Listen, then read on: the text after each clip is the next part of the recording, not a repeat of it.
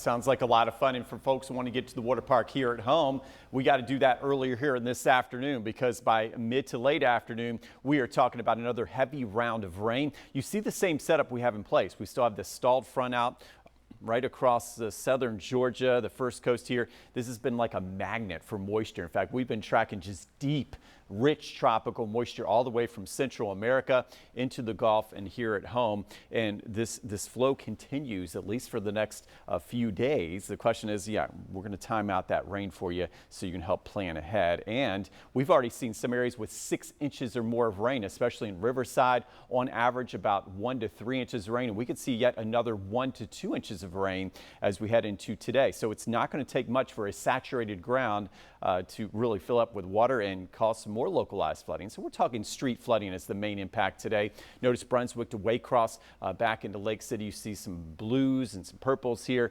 pockets of some very heavy rain. And what's going to happen with these storms? They're going to be very slow moving. So slow moving storms, all right, like we saw on Friday, and we saw what happened with all the street flooding. A couple vehicles got stalled out and stuck in the water, okay, at Talleyrand and at Riverside. So today, just a reminder, never cross the roads if they're covered by water. And if you look at the flood risk, we got a scale we use as meteorologists. You got 1 to 4. So really don't worry too much about the terminology, but whenever you get to a 2 out of 4, that's pretty significant. And that does include areas of I-10, Duval County, Baker County to the north here.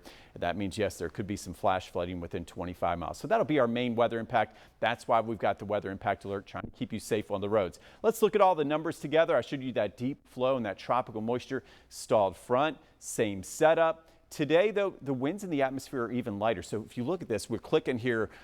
We're just looking at very slow moving showers, right? And we're talking about Sanderson to Middleburg. And once Middleburg sees that shower, and you see that shower this afternoon pop up, could last a couple hours with 2-3 rounds of some very heavy rain. So not only will we have some slow movers, but training of rain out there. So that includes most of us, Brunswick, St. Mary's, back into Duval, Sawgrass, the beaches. If you're looking to get a break in the rain, well, we know first thing this morning is good to get out and about. This afternoon, that'll change by 2-3 o'clock. And then this evening, I think we'll get some of those dog walks in, especially after 7 p.m. Could see a lingering shower, but that's more toward I-75 and the Gulf Coast as we head into overnight. And then tomorrow, noticeably drier, I think. I don't think we're going to see nearly as much activity on radar.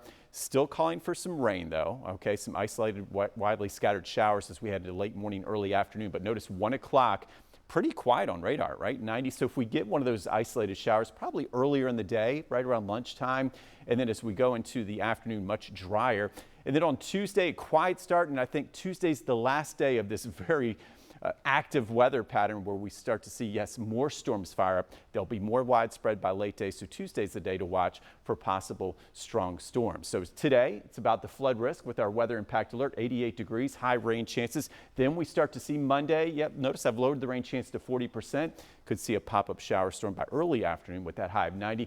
Hottest day of the week, definitely Tuesday, as the main front rolls through the area, and that could bring in maybe some strong storms by late day. So on that big 7-day forecast, notice we've got 3 more days to track showers and storms. Today, mainly late day storms. Tomorrow, early afternoon storms, but fewer and far between. And then by Tuesday, I think this will be a day for another possible weather impact alert, a round of strong storms possible with the front. But look what happens. That's a strong front. We go from 91 to the low 80s for highs. We get a break from the heat, the humidity, the heavy rain, the localized flooding, and we keep it around for a few days. So looking good for that first week of summer vacation for many.